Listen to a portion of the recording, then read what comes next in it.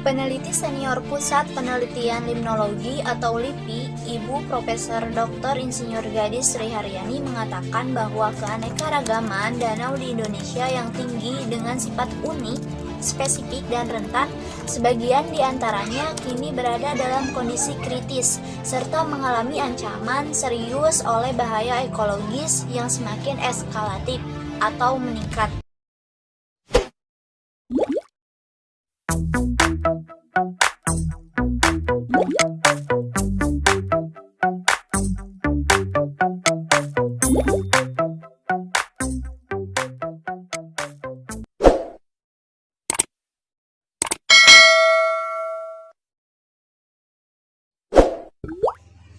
Assalamualaikum warahmatullahi wabarakatuh.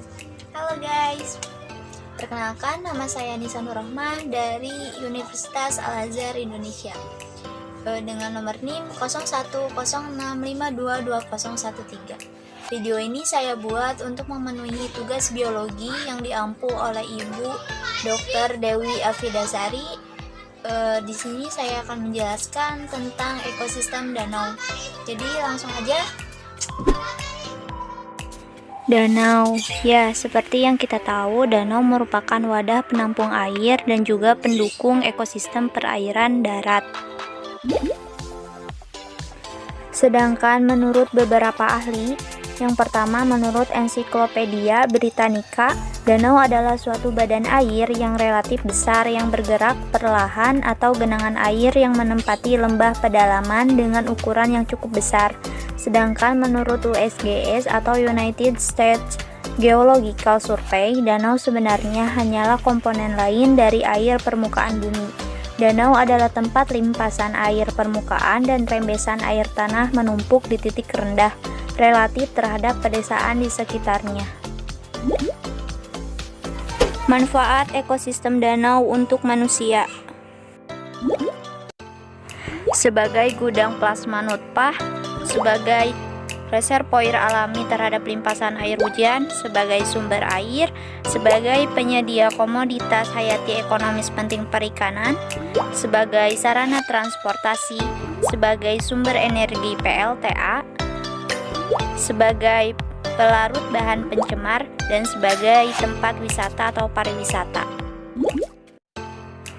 Hubungan ekosistem danau dengan ilmu gizi. Hubungannya dengan ilmu gizi adalah di mana danau tersebut terdapat fitoplankton yang merupakan parameter biologi yang dapat dijadikan indikator untuk mengevaluasi kualitas dan tingkat kesuburan suatu perairan atau bioindikator.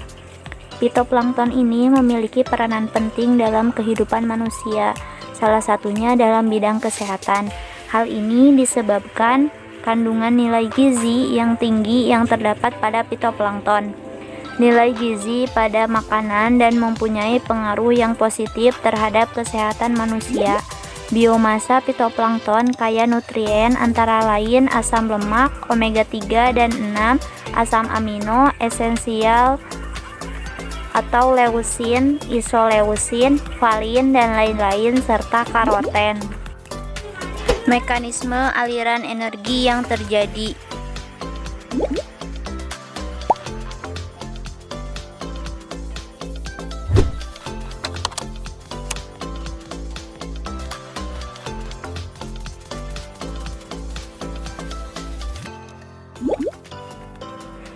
Kemungkinan kerusakan akibat perubahan iklim global. Perubahan iklim diprediksi akan memberikan tekanan pada lingkungan perairan darat termasuk perairan danau yang mengakibatkan perubahan kemampuan produktivitasnya, kualitas dan kuantitas air, hingga bencana keairan dalam beberapa dekade mendatang. Mulai dari kualitas air akan mengalami perubahan akibat perubahan iklim dalam berbagai cara. Yang kedua, kenaikan suhu walaupun terlalu tinggi dapat memberikan dampak yang negatif. Yang ketiga, perubahan iklim juga akan semakin memperparah berbagai masalah iklim yang sudah ada seperti ancaman banjir, kemarau panjang, angin kencang, longsor, dan kebakaran, hutan, serta permasalahan yang lain. Upaya konservasi agar tetap lestari.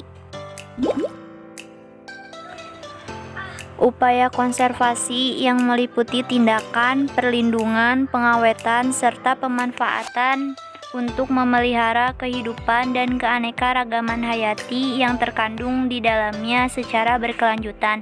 Yang kedua, rehabilitasi yang bertujuan untuk memperbaiki dan untuk mengembalikan fungsi danau sebagaimana mestinya. Yang ketiga, pemanfaatan yang tepat sehingga akan memberikan manfaat bagi kehidupan di masa sekarang. Namun di samping pemanfaatan tersebut juga harus disertai dengan usaha pemeliharaan yang baik agar fungsi dan kegunaan danau masih bisa dinikmati untuk masa yang akan datang.